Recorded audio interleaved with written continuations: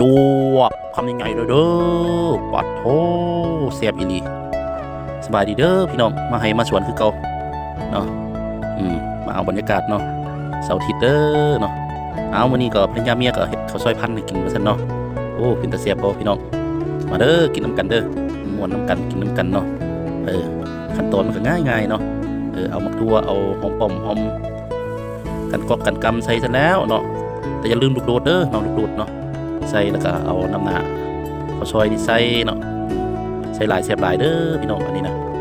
เนาะเบิ่งเด้อสิเสียบสันใดเนาะข้าพเจ้าสิกินให้เบิ่งเด้อเสียบเด้ออันนี้ลูกโดดปัดเข้าไปหอมตัวเสียบกันเด้อพี่น้องเด้อเอาหอมมันยังใส่อันนี้น้ำหน้ามันเด้อนี่นะจวดเด้อมาเด้อ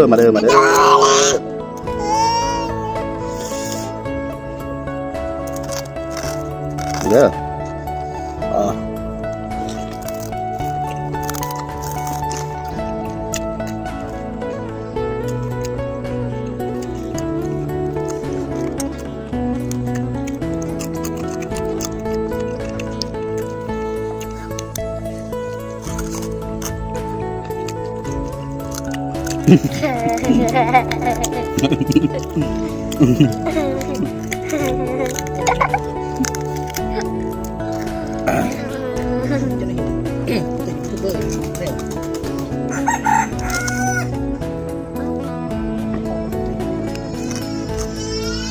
ทำยังไง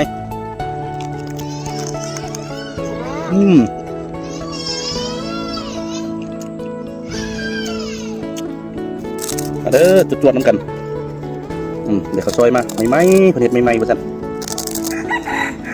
มันจะเป็นเตียงใหญ่ๆสิได้เนาะเอาผมงอกหน่อยได้เนาะเอาตัวใส่เอาข้าวหอมใส่เด้อสิเสียบอ่ะเสียบลูกโดดเด้อเดี๋ยวลูกโดด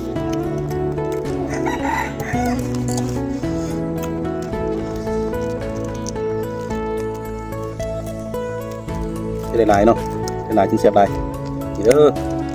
ซอยพันเด้อซอยพันหลวงท่าเสียบกันเด้อไว้ทำกันได้แบบนี้เนาะเป็นอันนี้เด้อพันนะ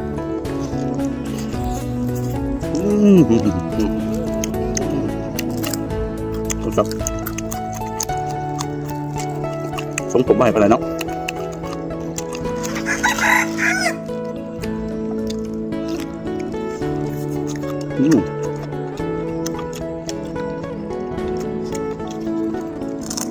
ตักพันพวกเขาเอากลับเอาเลยเนาะ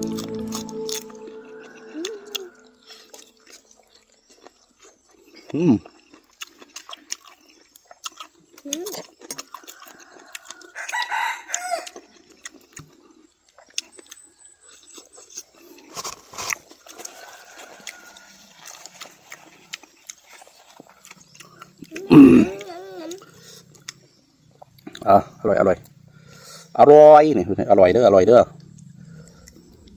จนคนแล้วเนี่ยเอฟเฟกต์เสียงกับมาเนาะอร่อยเด้อนี่เนาะลูกโดดยังไงเด้อ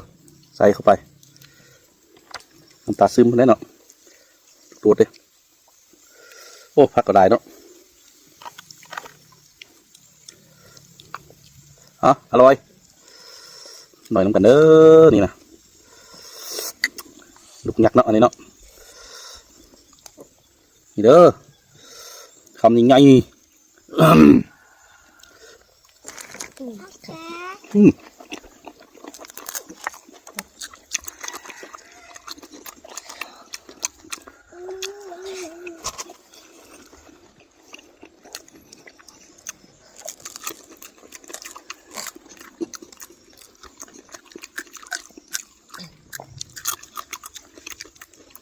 สุดยอดจับเด้อมาเด้อบ๊ายบาย